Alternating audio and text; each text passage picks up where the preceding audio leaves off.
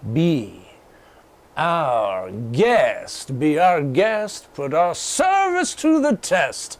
Tie your napkin round your neck, Sherry, and we'll provide the rest. Soup du jour, hors d'oeuvres, why we only live to serve. Try the gray stuff, it's delicious, don't believe me? Ask the dishes, we can sing, we can dance. After all, miss, this is France, and a dinner here is never second best.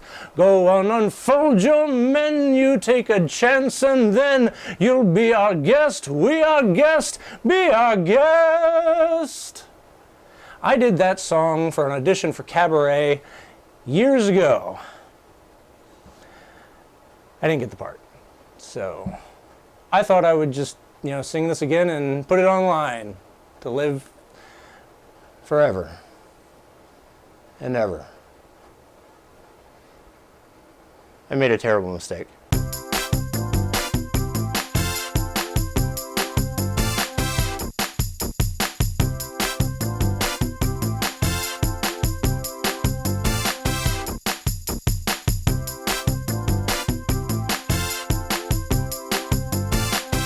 Hey everybody, welcome back to Drinks and a Movie. Chris Hamker back with you. Today I'll be doing an in-depth, spoiler-filled analysis of the 2017 Beauty and the Beast, the Disney remake of the classic 1991 animated film. The reason I'm doing it this way is because, well, it's already made about $1 billion in the theaters and it's been out for a couple of weeks, and so everybody's already seen it, so I'm just going to do this in-depth analysis and what I thought of the movie. Beauty and the Beast is directed by Bill Condon, who directed such classics as Candyman, Farewell to the Flesh, and the Twilight series Breaking Dawn Part 1 and 2. I mean, all kidding aside, he has done some great films like Gods and Monsters and Kinsey and Dreamgirls, and come to think of it, all those movies were done before the Twilight movies. Man, Bill, did you lose a bet or something?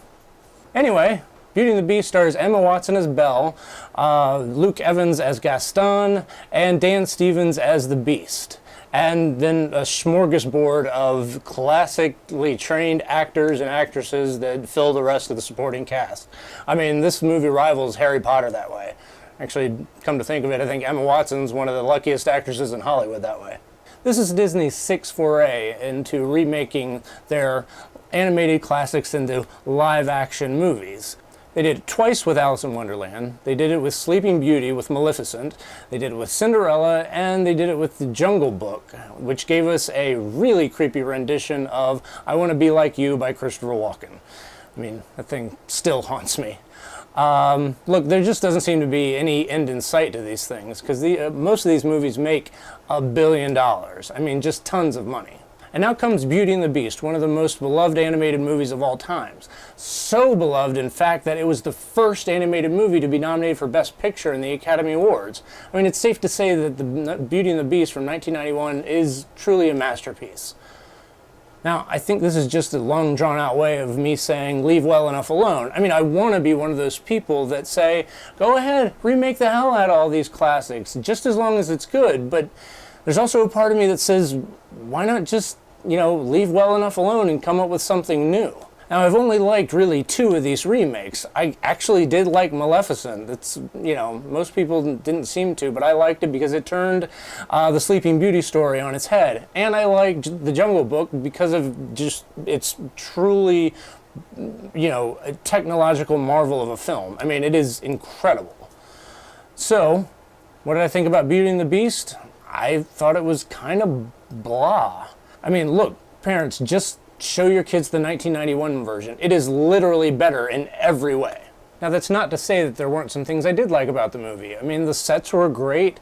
Her little village, that's mostly shown off in the Bonjour song at the beginning, was really nice and quaint and looked like how I would imagine it being in live action. And the castle had some really cool looks to it, too. It had a real personality of its own. And I really enjoyed some of the performances. Kevin Kline, in particular, as her father, Maurice, has he's just wonderful in everything he does. And he has this little moment where he has this sort of song where he's humming to himself while he's making this little toy clock, and it's a really nice moment, and he's always wonderful. Also, there's Emma Thompson as Mrs. Potts, and I actually really loved her bit, even though it was kind of direct impersonation of Angela Lansbury, who played her back in 1991, which may be why I liked it so much. I also thought Luke Evans as Gaston was very good. I was very surprised. I wasn't sure about him, but he did a pretty good job. And of course, Ian McKellen as Cogsworth. You know, I just love his voice, and I thought he played it very well. Dan Stevens was also very good as Beast. I wasn't really familiar with him from Downton Abbey because I really never watched it. So I am familiar with him with this new television show called Legion that's on FX. It's pretty good. You should check it out if you get a chance. And he has this great, you know, voice for the Beast. It was really, you know, resonating and full, and it was a nice, pleasant surprise. All right, so what about Emma Watson as Belle? She's okay. She's kind of Belle.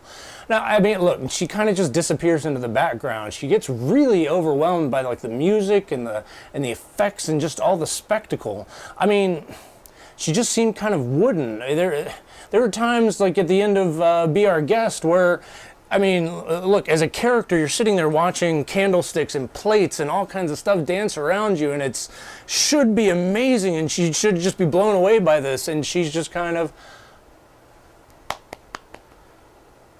And that's the problem with going from animation to live action. The animated movie Belle has such an expressive face because she just... Well, it's a cartoon, and so you can do a lot more with it. And I guess I don't totally blame Emma Watson for this, but she just seemed to not be very reactive with everything going on around her. I mean, at all. So now this brings me to some of the things I didn't like about the movie. All of the brand new songs, I hated every single one of them.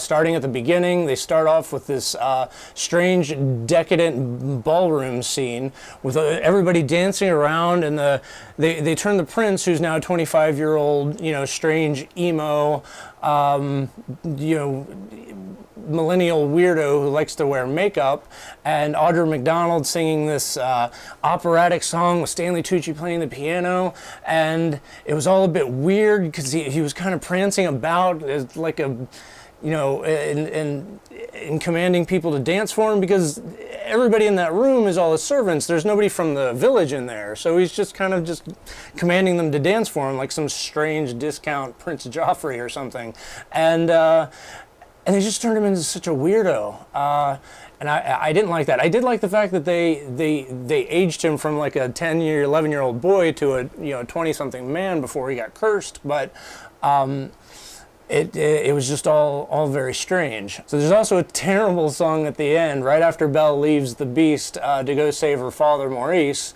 that the Beast sings. He has this kind of sullen, you know,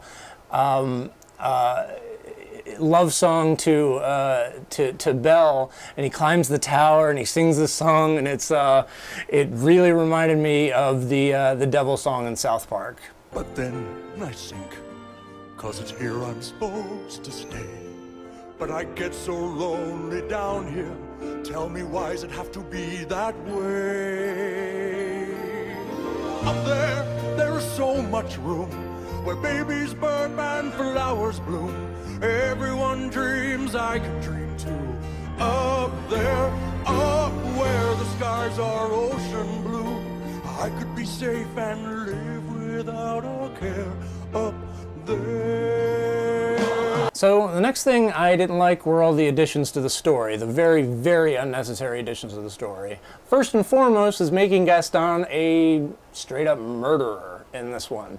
I mean, in the animated movie, he is a narcissistic oaf, but he's not a murderer. He's not a good guy. Don't get me wrong. He's definitely not a good guy, but in the 1991 film, he does try to have her father committed to you know, have more access to Belle, and then gets the town all riled up to go try to kill a beast, which, okay, I mean, fine. Again, not a good guy. But in this new version, he gets insulted by Maurice, knocks him out, drags him over to where all the, you know, the killer wolves live, chains him to a tree, and essentially leaves him, you know, for dead, to be eaten by wolves.